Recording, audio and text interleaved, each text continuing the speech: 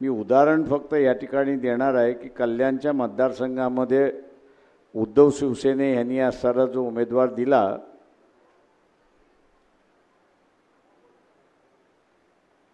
त्या उमेदवाराला कल्याणचीच माणसं म्हणतात आहेत की असणारा हा काही लढू शकत नाही एकनाथ शिंदेच्या मुलाच्या विरोधात।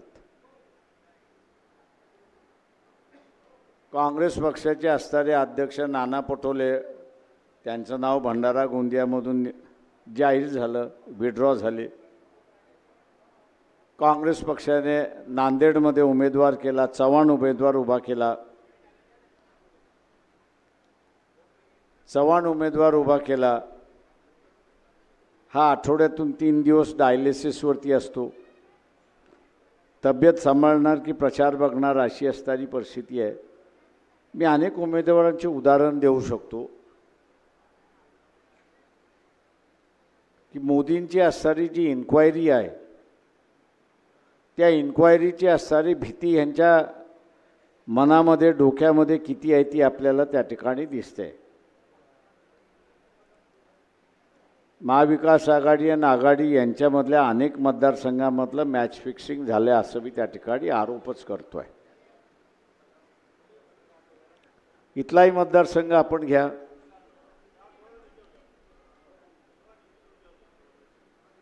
इथलाही उमेदवार रामटेकमधला काँग्रेसचा उमेदवार घ्या। सर्वांनाच माहीत होतं की कास्ट सर्टिफिकेट त्याचं टिकणार नाही, पण तरी जबरदस्तीने उमेदवारी दिली आणि जबरदस्तीने उमेदवारी दिल्यानंतर उमेदवारी रद्द झाली आणि रद्द झाल्यानंतर पुन्हा असणारा पतीला उमेदवारी दिली अशी असणारी परिस्थिती आहे। जेव्हा तुम्हाला माहीत होतं की कास्ट सर्टिफिकेट व्हॅलिड नाही आहे, टिकणार नाही आहे, ते तुम्ही उमेदवारी देताय का?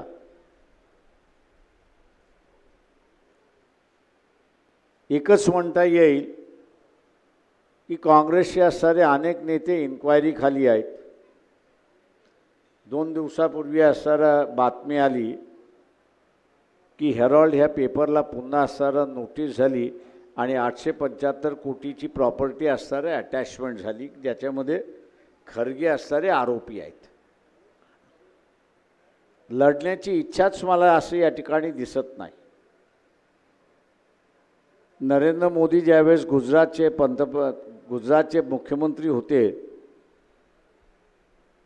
त्यावेळेस तिथे असणाऱ्या सहकारी बँकेचा घोटाळा झाला होता। त्या घोटाळ्यामध्ये 7 बँका बंद करण्यात आल्या आणि एकंदरीत असणाऱ्या 14 जणांवरती FIR दाखल करण्यात आला। ते FIR मध्ये नरेंद्र मोदी यांचं सुद्धा नाव आहे। काँग्रेसवाल्यांना मी ज्यावेळेस म्हणालो, बोलणी चालली होती की आपण असे प्रश्न उपस्थित करू किंवा आपण इथला असणारा RSS आहे, हिंदू महासभा आहे, विश्व हिंदू परिषद आहे, यांना असणारं विचारलं पाहिजे की तुम्ही असणारं हिंदू राष्ट्र करायला निघालेला आहात आणि 2017 पासून ते असणारं 2014 पासून ते उत्तर देईपर्यंत या देशामधला 17 लाख कुटुंब जे हिंदू आहेत नागरिकत्व सोडून गेले, राज्य हिंदूंचं हिंदू राष्ट्र करायला निघालेले आहेत आणि भीती कोणाला वाटते तर इथल्या असणाऱ्या हिंदू परिवाराला भीती वाटते आणि तो नागरिकत्व सोडतोय आणि परदेशी निघून चाललेला आहे। हा प्रश्न आपण ह्यांना विचारू, संघाला आपण असणारा विचारू, मोहन भागवतांना विचारू की तुम्ही सत्ता ह्याच्यासाठीच गेली का इथल्या असणाऱ्या लोकांना बाहेर घालवण्यासाठी? ही चर्चा अशी ज्यावेळेस झाली त्यावेळेस त्यांच्या लक्षात आलं की ह्याला आता बाहेर घालवल्याशिवाय दुसरा मार्ग नाही। का दुसरं असणारं आम्ही म्हटलं की आपल्याला सेक्युलर मतं पुन्हा सत्तेवरती आणणार आहेत आणि सेक्युलर मतं सत्तेवरती येणार असेल तर म्हटलं NCPचा बॅकग्राऊंड, शिवसेनेचा असणारा बॅकग्राऊंड हे भारतीय जनता पक्षाबरोबर राहिलेला असणारा बॅकग्राऊंड आहे, त्यांच्याबरोबर झालेला असणारा समझोता आहे. आणि म्हणून मतदाराला आपण असणारं आश्वासन करू की आम्ही सेक्युलर मतं मागतोय, या सेक्युलर मतावरती आम्ही सत्तेवरती आलो तर 5 वर्षाचा आपण राज्य दिलेलं आहे, 5 वर्ष आम्ही भारतीय जनता पक्षाबरोबर समझोता करणार नाही. प्रत्येक पक्षाने सांगावं मतदाराला. पण तिथेही आलं की आम्ही लिहून देणार नाही, शिवसेना म्हटले आम्ही लिहून देणार नाही, NCP वाले गप बसले.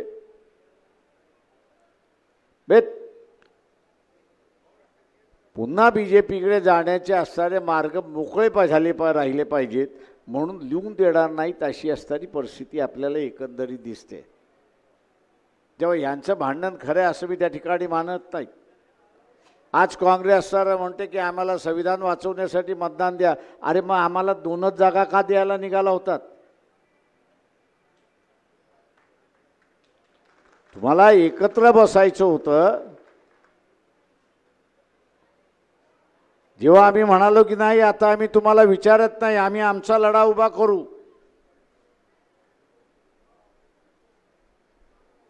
आम्ही आमचा उभा लढायला करू, त्यावेळेस असताना म्हणायला लागले 10 घ्या, 2 घ्या, 10 घ्या, 7 घ्या, काही घ्या. पण खऱ्या अर्थाने हे 2च्या वरती कधीच घेतले नाही. 2 जागा तुम्हाला द्यायचं आणि जी मॅच फिक्सिंग आत्ता झालेली दिसते ते उरलेल्या सगळ्या जागेवरती घ्यायचे आणि आपली इन्क्वायरी बंद करायची. असा तर डाव नव्हता तुमचा, असा तर डाव नव्हता तुमचा. आज ज्यावेळेस लक्षात येते, आज ज्यावेळेस ये वाला लेते हैं इन्वर्टर एसी। आप गैम्बलर हो ना? गैम्बलर? जुआ खेलते हो ना? तुम जुआ खेलते हो? अरे नहीं, ये तो कुछ भी बोले जा रहे हैं। इतनी महंगी और नाजुक एसी खरीद कर स्टेबलाइजर नहीं लोगे तो ये जुआ नहीं हुआ तो क्या हुआ? सिर्फ एक फ्लक्चुएशन आपके इन्वर्टर एसी के पार्ट्स को डैमेज कर सकता है। उसे वी गार्ड से सुरक्षित रखिए। V guard, India's number 1 stabiliser. लक्षात येते की त्यांच्याकडे उत्तर नाही, तेव्हा श्याम मानव असताना आरोप करत बसलाय, तुषार गांधी असताना आरोप करत बसलाय.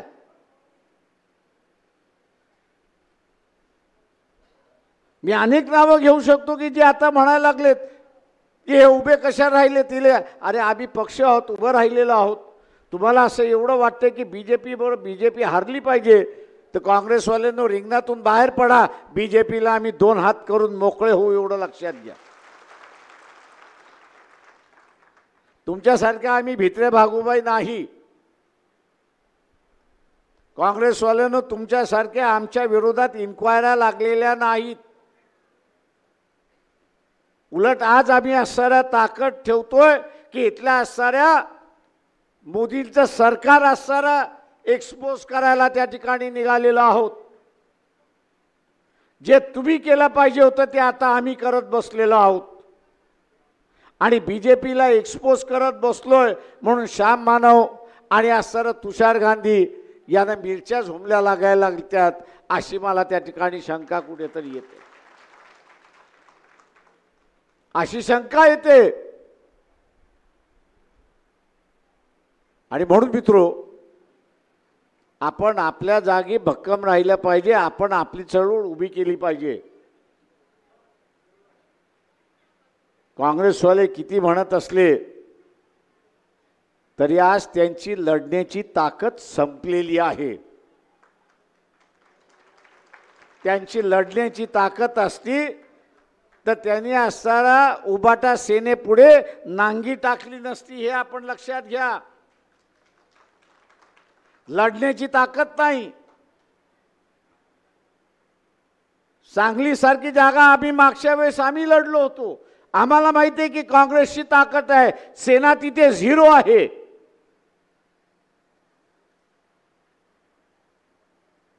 पण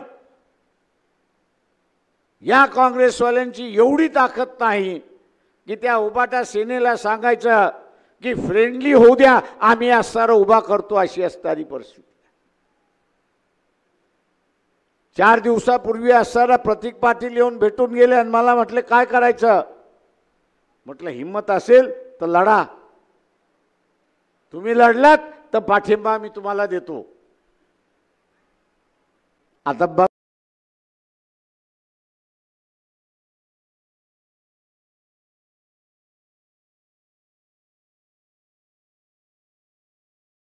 बघायचं आहे की त्यांच्यात हिंमत आहे की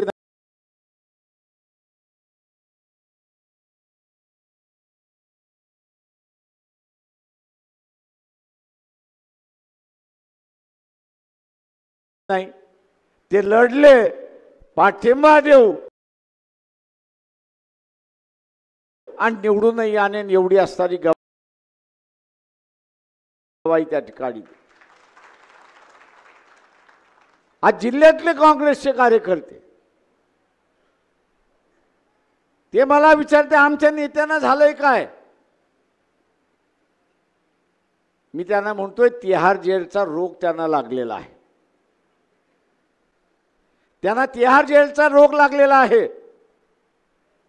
तेव्हा आपण चिंता करू नका, आपण मिळून लढू, बीजेपीची सत्ता आपण असताना घालवू. असा असताना जिल्ह्यातला काँग्रेसचा कार्यकर्ता हा मला निरोप देत अशी असणारी परिस्थिती आहे. माझं आव्हान आहे आपल्या सगळ्यांना, मोदीचं वागणं हे गल्लीतल्या दादासारखं वागणं हे आपण लक्षात घ्या.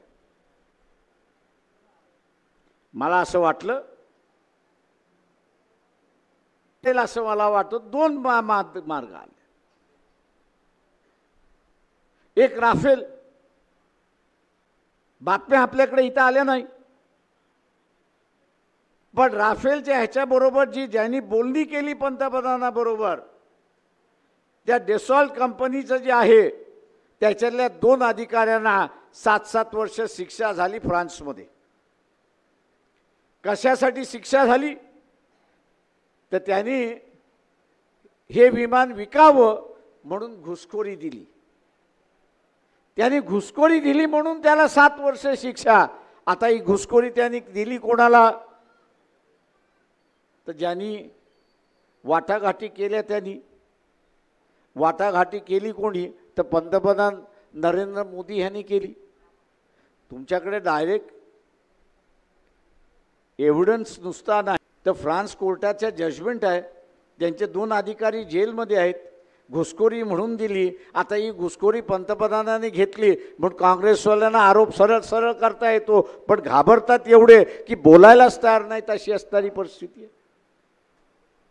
म्हणजे फ्रान्समध्ये घुसखोरी ज्यांनी दिली त्याला जेलमध्ये झालं, पण आपल्या इथे ज्यांनी घेतली तो उघड दुसऱ्यांना असणारा आरोप करतोय अशी असणारी परिस्थिती आहे. काँग्रेस पूर्णपणे भ्यायली आहे असं मी त्या ठिकाणी मानतो. पूर्णपणे भ्यायलेली आहे. इलेक्ट्रोल बॉन्ड म्हणजे असणारं निवडणुकीचा बॉन्ड सुप्रीम कोर्टाने नावं आणली,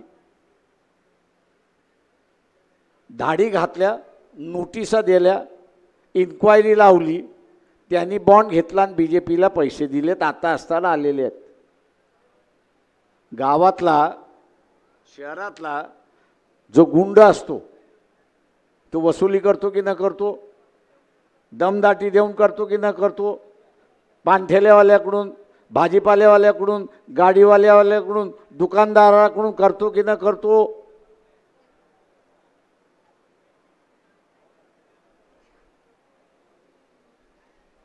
मोदींची ही पद्धत वसुली करणं दमदाटी देऊन वेगळी आहे का तर नाही. गावातला वसुली करतो त्यालाही आपण गुंड म्हणतो. काँग्रेसवाल्यांना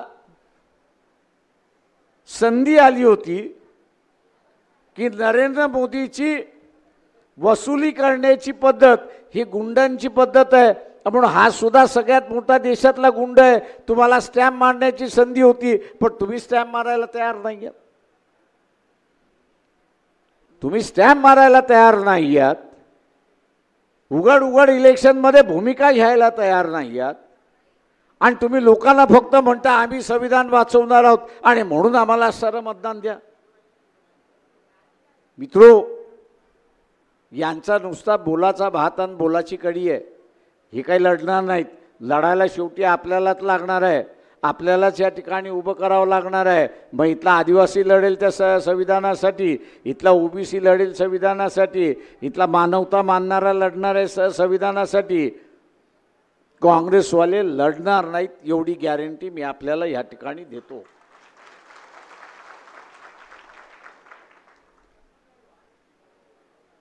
आज मोदी पूर्णपणे बॅकफूटवरती गेलाय.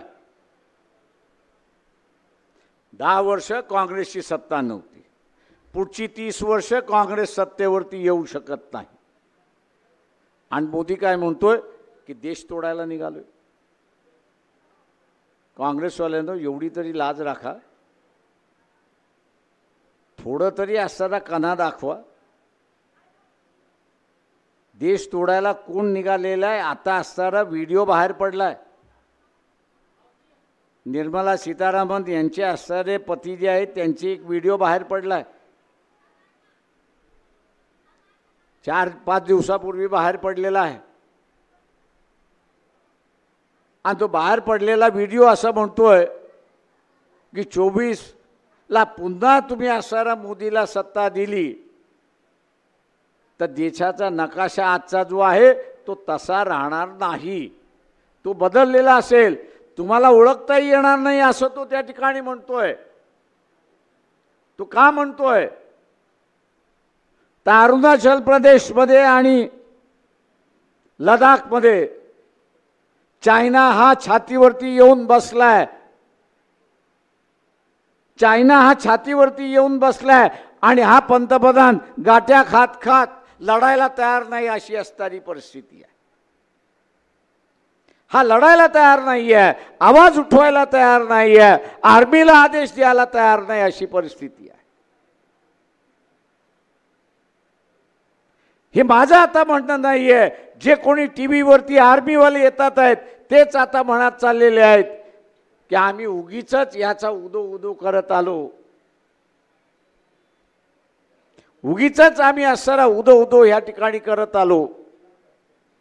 बॉर्डरवरती भारतीय सैन्य मरत आहे पण पाकिस्तानमध्ये आरामात बसलेले आहेत अशी परिस्थिती आहे. माझं आव्हान आपल्या सगळ्यांना आहे. महागाईचा मुद्दा आहे, गॅसचा मुद्दा आहे, या दोन्ही गोष्टी आहेत. माझ्या अगोदरच्या वक्त्याने कर्जबाजारीपणाचा मुद्दा उपस्थित केलाय, तोही आहे. पण त्याच्याच बरोबर जे निर्मला सीतारामन यांच्या असणाऱ्या पतीने सांगितलेलं आहे तोही महत्त्वाचा आहे की 2024ला तुम्ही याला सत्तेवरती दिलात. जे गोध्रामध्ये झालं, जे मणिपूरमध्ये झालं, हे महाराष्ट्र देशाच्या अनेक ठिकाणी झाल्याशिवाय राहणार नाही हे असणारं लक्षात घ्या. अनेक ठिकाणी झाल्याशिवाय रस्ते राहणार नाही. तुम्हाला असं वाटतं की हा पंतप्रधान देशाचा पंतप्रधान आहे असं तुम्हाला वाटते? मी नेहमी असं म्हणत असतो की हा गुजरातचा पंतप्रधान आहे, देशाचा पंतप्रधान नाही. रेल्वे कुठे आली? इंटरनॅशनल कॉन्फरन्सेस कुठे झाल्या? बँकेला लुटणारी माणसं कोण? आणि माफी त्यांनी कोणाला दिली? बे तुम्हाला कंगाल केल्यानंतर सुद्धा तुम्ही त्याला पुन्हा असणारा पंतप्रधान करणार आहात का? आणि म्हणून माझं आव्हान आहे आपल्या सगळ्यांना की प्रेशर कुकरच्या समोरचं बटन दाबून आपण किशोर गजभिये यांना विजयी करा ही अपेक्षा बाळगतो आणि आपली सगळ्यांची रजा घेतो.